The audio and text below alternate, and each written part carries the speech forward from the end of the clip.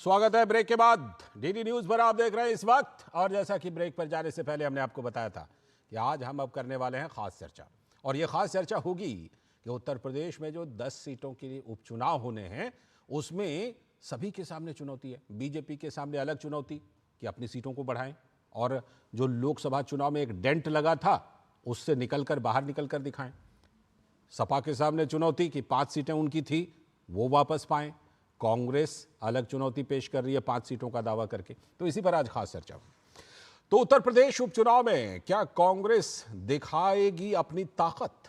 लोकसभा चुनाव से उत्साहित कांग्रेस पार्टी ने विधानसभा चुनाव में संगठन में जान फूंकने का मन बना लिया है। तो उत्तर प्रदेश की 10 विधानसभा सीटों पर होने वाले उपचुनावों में कांग्रेस ने आधी यानी कि 5 सीटों पर दावा ठोक दिया है। तो विपक्षी इंडी गठबंधन में सपा के लिए कांग्रेस ने चुनौती बढ़ा दी है। क्या अखिलेश यादव राहुल गांधी की इस बढ़ी हुई भूमिका की चाहत को स्वीकार कर लेंगे क्या? यूपी कांग्रेस के अध्यक्ष अजय राय ने कहा है कि हम 5 सीटों के लिए तैयारी कर रहे हैं। कांग्रेस का मानना है कि सपा को इससे ऐतराज नहीं होना चाहिए। कांग्रेस की दिल्ली में हुई बैठक में राज्य संगठन यानी यूपी राज्य संगठन को मजबूत करने की चर्चा भी हुई है। तो जाहिर है कि उपचुनाव में कांग्रेस एक मौका देख रही है। हालांकि गठबंधन में अन्य दल भी पहले ही कह चुके हैं कि इंडी गठबंधन तो सिर्फ लोकसभा चुनाव तक सीमित था। विधानसभा में चुनाव में और उपचुनाव में अलग रणनीति होगी। यूपी में जहां अखिलेश को अपने पीडीए फॉर्मूले को साबित करना है एक बार फिर से, तो वहीं कांग्रेस को भी राहुल गांधी की बढ़ी लोकप्रियता की ताकत दिखानी है। उधर उत्तर प्रदेश में बीजेपी के सामने भी एक बड़ी चुनौती है इन उपचुनावों में सभी सीटों को जीतने की। राज्य के लिए इन सारी चीजों को अगर आप देखिए तो ये चुनाव बड़ा ही दिलचस्प होने वाला है। उत्तर प्रदेश में योगी सरकार ने अपने 30 मंत्रियों को इन विधानसभा क्षेत्रों का केयर टेकर बनाया है। यूपी के 9 एमएलए चुनाव जीतकर लोकसभा पहुंच गए हैं, इसलिए वहां पर चुनाव हो रहे हैं, जबकि 10वीं सीट जो है वहां का एमएलए अयोग्य घोषित हो चुका है। साल 2022 के चुनाव के डेटा को अगर देखिए तो समाजवादी पार्टी ने इन 10 में से 5 सीटें जीती थीं, जिनमें से खुद अखिलेश यादव भी कन्नौज से थे। लेकिन इस बार उनकी जगह कोई और लड़ेगा। लेकिन कांग्रेस की एक भी सीट थी नहीं पहले, अब 5 सीट का दावा कर रही है। तो पीडीए फॉर्मूला को लेकर अखिलेश यादव ने उपचुनावों के लिए 6 केयर टेकर उन्होंने भी नियुक्त कर दिए हैं। लेकिन बहुजन समाज पार्टी, उसकी बढ़ी सक्रियता ने अखिलेश के मंसूबे पर हो सकता है कि पानी फेरने का काम कर सकता है। दरअसल लोकसभा चुनाव के नतीजों ने इस उपचुनाव की अहमियत बढ़ा दी है। तो जाहिर है कि मायावती और कांग्रेस अपना खोया हुआ आधार जनाधार फिर से पाने की कोशिश कर रही हैं। लेकिन वोट बैंक को लेकर बना ये जो विपक्षी गठबंधन था, इसका क्या होगा, ये बड़ा सवाल है। जब कांग्रेस और सपा के उम्मीदवार अगर आमने सामने होंगे तो इस गठबंधन का क्या होगा?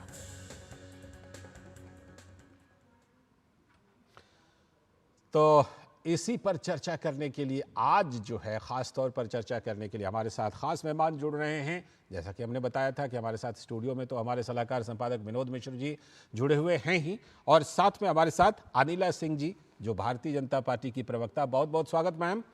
और साथ में हमारे साथ अशोक यादव जी समाजवादी पार्टी के प्रवक्ता। बहुत बहुत स्वागत अशोक जी आपका भी इस चर्चा में।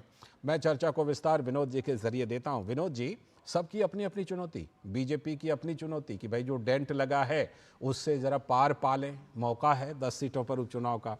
कांग्रेस की चुनौती कि अगर आधार बढ़ानी है तो सीटें तो लड़नी पड़ेंगी। और सपा की चुनौती कि जब 5 सीटें उनकी थी पहले तो वो बचा लें, और फिर कांग्रेस जो 5 पर दावा ठोक रही है उसको क्या दें। और मायावती जी की भी चुनौती कि अपना खोया जनाधार पाएं। तो ये सारी चुनौतियों ने, इन सारी चुनौतियों ने मिल करके इन 10 सीटों के उपचुनाव को बड़ा ही दिलचस्प सा बना दिया है।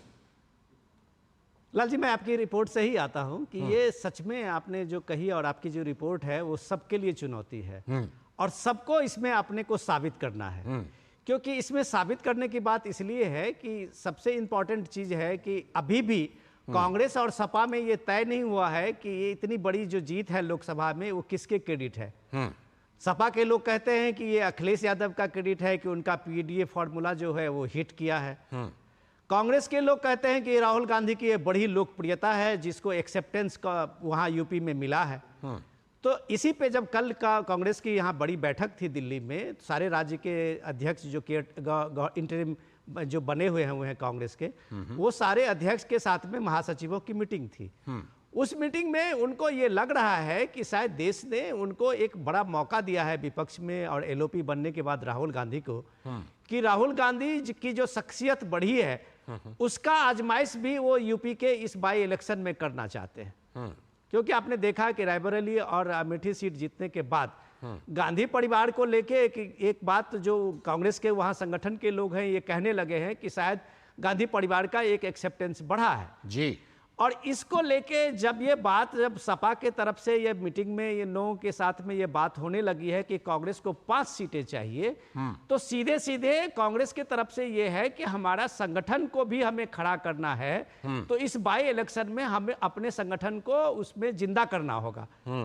लेकिन सवाल तो ये है कि यूपी के लोग इस बात को जानते हैं कि सपा ने ही कांग्रेस के संगठन को खत्म किया था, सपा ही ने ही कांग्रेस की वोट को खत्म किया था, उसी सपा के दम पे कांग्रेस वहां फिर से खड़ी हुई है। तो ये जो कंट्राडिक्शन है वो इंडिया गठबंधन का सबसे बड़ा ये कंट्राडिक्शन सामने में आ रहा है, जो संभव है कि बाई इलेक्शन में आते आते ये जो एक बड़ा चट्टानी एकता है उसको आप एक्सपोज होते हुए दिखेंगे। जी, ये सवाल है कि क्या ये एकता कायम रहेगी। अशोक यादव जी, आपके सामने 3 चुनौतियां हैं, मैं गिनाता हूं। उधर योगी जी ने कमर कस ली है कि भाई उन्होंने बिल्कुल ये किया है कि ज़्यादा से ज़्यादा सीटें जीतेंगे। दूसरी तरफ कांग्रेस ने 5 सीटों पर दावा ठोंक दिया है और तीसरी तरफ बहन जी भी बिल्कुल एक्टिव हो गई। आमतौर पर उपचुनाव लड़ती नहीं थी पहले, लेकिन अब कह रही हैं कि लड़ेंगी। ये तीनों चुनौतियां हैं, क्या एक बार फिर से आपका पीडीए फॉर्मूला सुपरहिट होगा क्या?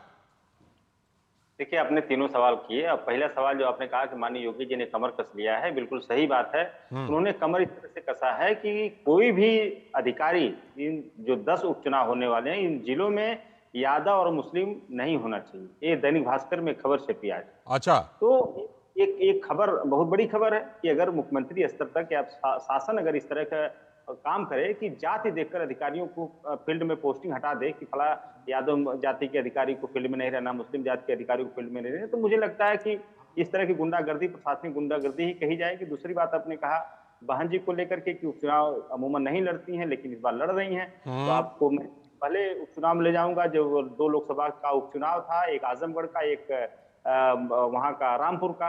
आपको याद होगा रामपुर में हाँ, मुझे याद है, अच्छी तरह याद है। रामपुर में बहन जी नहीं लड़ी थी और आजमगढ़ बहन जी लड़ी थी, और जिसके वजह से आजमगढ़ और रामपुर की दोनों सीटें किसको मिली थी? भाजपा को। बीजेपी ने जीत ली थी। हाँ, मूवमेंट ऐसा ही होता है कि वो जहां जो चुनाव उनको लड़ना है कि नहीं लड़ना है, इसका डिसीजन जो बीजेपी लेती है, और बीजेपी जिस हिसाब से गोटी अपनी सेट करती है उस हिसाब से बहन जी अपना चलती हैं। इस बात को दलित समाज भी देख रहा है और सारे बीएसपी लोग के कोई लोग हैं नहीं तो मैं जरूर ये सवाल उनसे पूछता, आप जो आरोप लगा रहे हैं जी। जो आप आरोप लगा रहे हैं उस पर बीएसपी का कोई अगर होता तो जरूर मैं पूछता। लेकिन जरा उस सवाल पर आ जाइए कि कांग्रेस आधी सीटों पर दावा ठोक रही है, 5 सीटें मांग रही है, कितनी देंगे? हाँ, ये देखिए, कांग्रेस पार्टी की जहां तक सवाल है, इसके पहले जो लोकसभा के चुनाव में देखिए कितना उठापटक हुई थी, क्या क्या शब्द बाण चले थे। इसके बाद भी हम लोगों के बीच आराम से गठबंधन हुआ और हम लोगों ने मिरेकल किया उत्तर प्रदेश में। तो ये सब जब उतना बड़ा मामला था वो सॉर्ट आउट हो गया, तो ये जो 10 सीटों का उपचुनाव का कोई बहुत बड़ा मसला नहीं है। थोड़ा सा आइडिया दीजिए ना, 5 सीटें मांग रही है, कितने देने के लिए तैयार हैं आप लोग? देखिए, अभी मैं ये नहीं आपको सीट नंबर नहीं बता सकता, लेकिन इतना जरूर बता सकता हूं कि हमारी कांग्रेस पार्टी से गठबंधन रहेगा और जो यूपी में हम उनको स्पेस देंगे उसके बदले में हम अन्य राज्यों में उनसे स्पेस लेंगे। तो इसमें कोई दिक्कत नहीं है। हमारा उनसे मैं लौटता हूं आपके पास, लौटता हूं अशोक जी। अनिला जी, अशोक जी ने एक बात जब शुरुआत की तो उन्होंने कहा कि ये लोग ना देख रहे हैं कि जहां जहां चुनाव होना वहां कोई यादव ना हो, कोई मुस्लिम ना हो। मैं पूछना चाहता हूं, क्या आपकी पार्टी में कार्यकर्ता, नेता और तमाम लोग ये यादव और मुस्लिम कम्युनिटी से नहीं है कोई? क्या आप लोग जो आरोप है कि एकदम हटा दे रहे हैं, बिल्कुल हर जगह से देख लेते हैं कि यहाँ कोई यादव मुस्लिम तो नहीं है?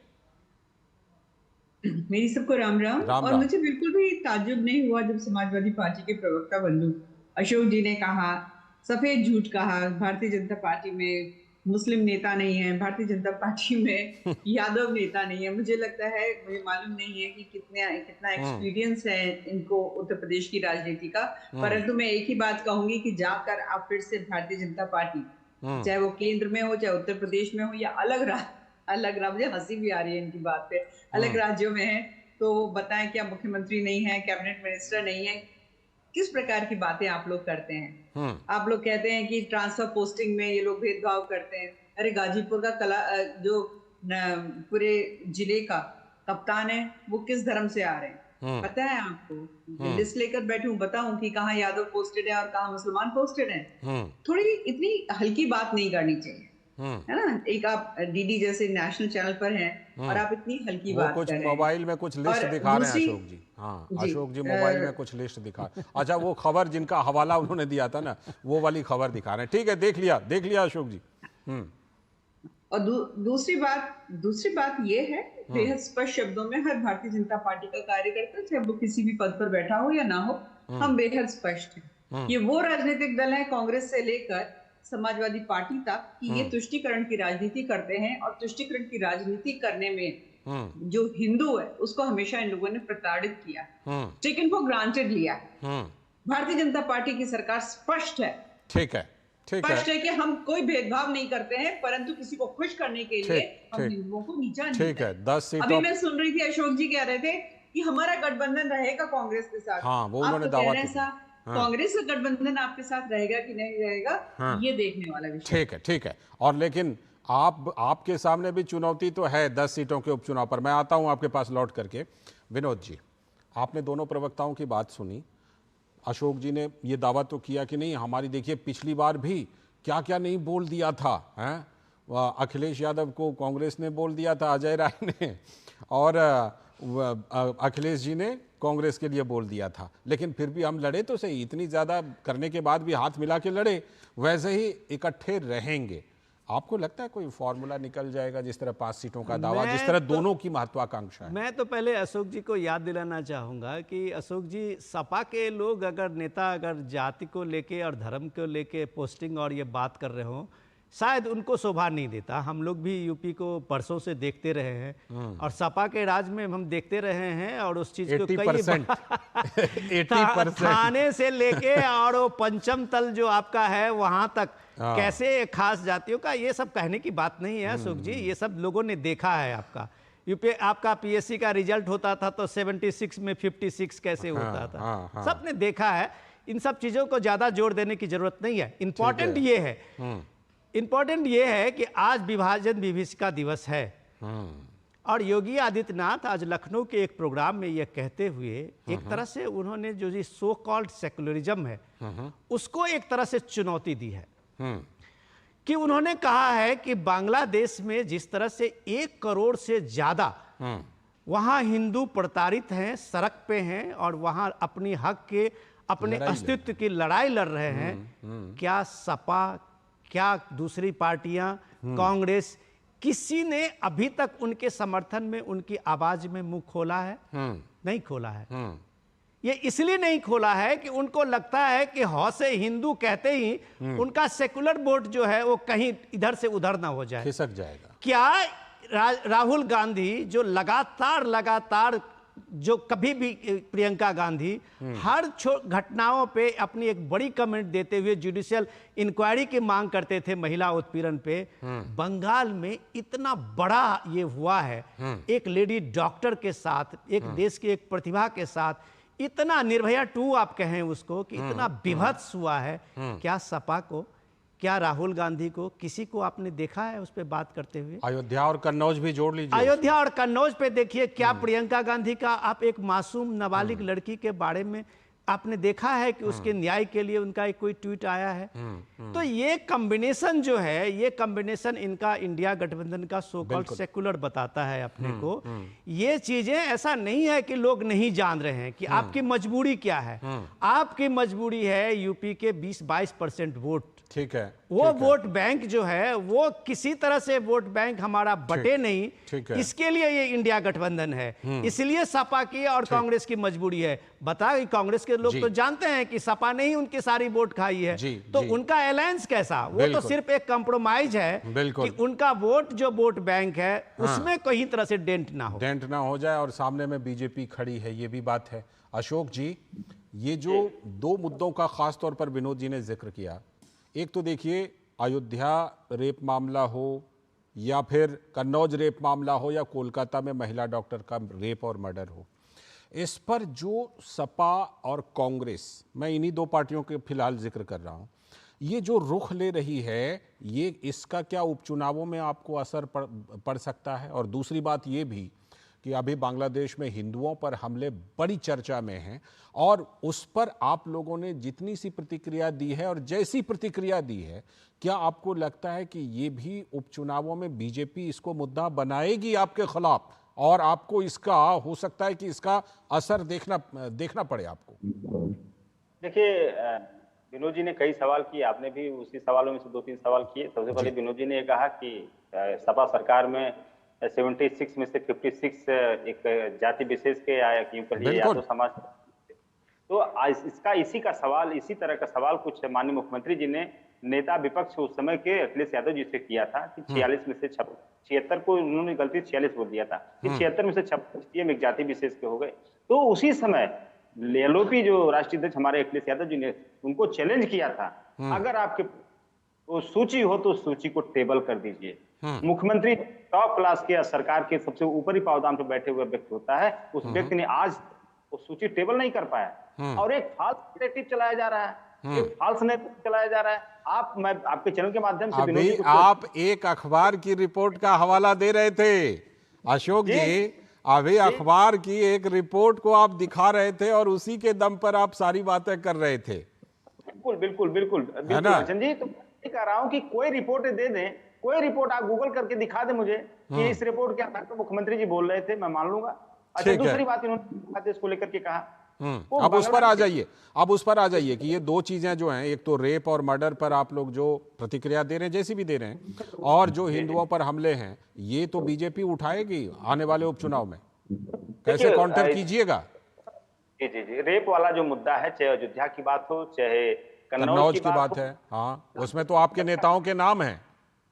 जी, देखिए, सबसे पहली बात जो आप कन्नौज की जो ताजा तरीन घटना की बात मैं कर लूं, ताजा तरीन घटना में है कि जो नवाब सिंह वहां पे एक्यूज्ड हैं, उनका समाजवादी पार्टी ने रिटेन में लेटर जारी किया है कि इनको 5 साल पहले पार्टी से निष्कासन है इनका। तो फिर अभी लोकसभा चुनाव में राहुल गांधी और अखिलेश यादव के साथ कैसे नजर आ रहे थे कार्यक्रम में वो? देखिए भीड़ भाड़ में कौन नेता कहाँ आ जाता है। नहीं, भीड़ भाड़ वाली बात नहीं है, भीड़ भाड़ वाली बात वो नहीं है। और आपकी प्रवक्ता जूही सिंह जी ने उनका बचाव किया है बोल करके।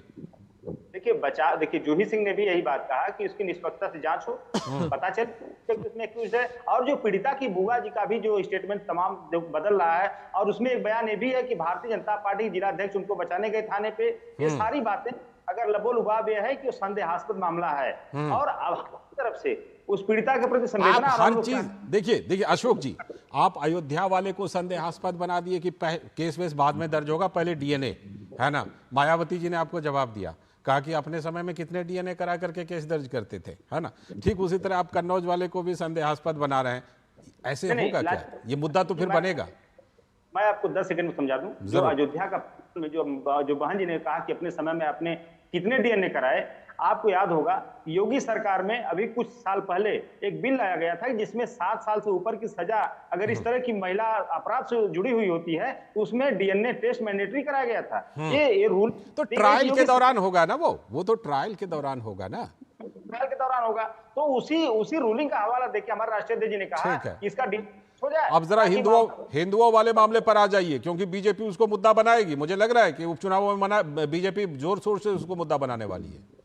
देखिए लालचंद जी, बीजेपी एक्चुअली अगर देखा जाए तो उच्च कोटि की सेल्समैन पार्टी, सेल्समैन, अच्छा, मतलब हर चीज अच्छा, ठीक है। अनिला जी इस बारे में बताएंगी कि उनका सेल्समैन वाला स्किल कैसा है।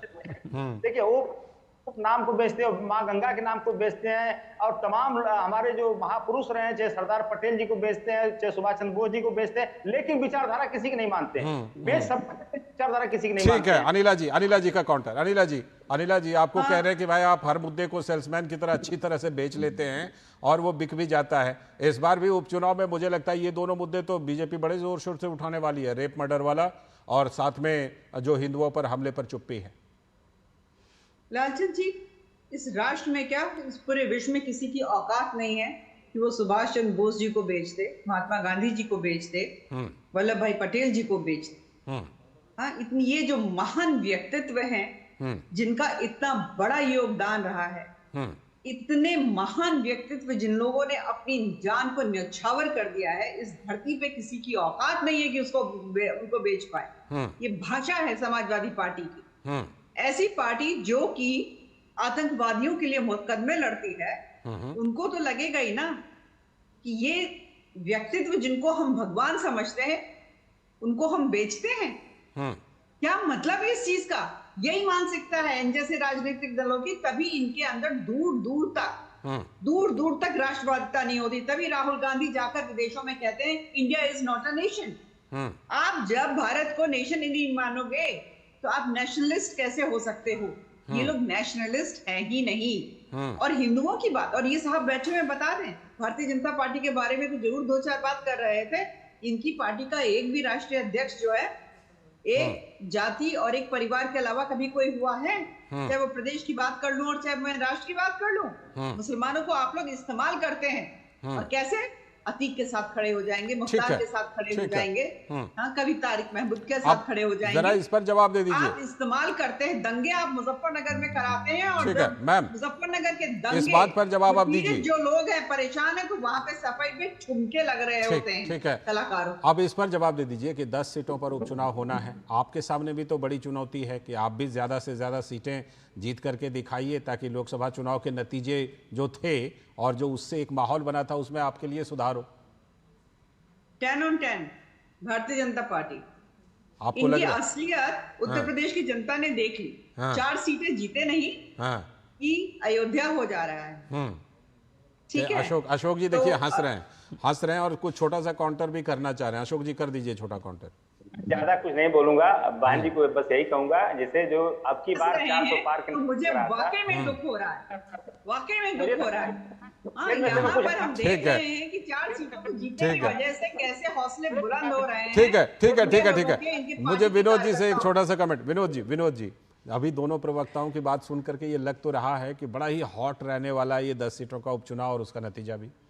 देखिए, मैं सीधे आपके अपने ही रिपोर्ट से देखिए, अशोक जी जो बात कह रहे थे, डेफिनेटली आप पॉलिटिकल लीडर हैं, वो पार्टी के प्रवक्ता हैं, तो अपनी बात तो मजबूती से रखेंगे, रखनी ही चाहिए। और अशोक जी रखते भी हैं।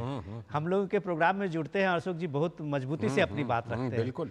लेकिन सवाल ये है कि अशोक जी के पार्टी की चिंता ये है कि उनके पीडीए का क्या होगा।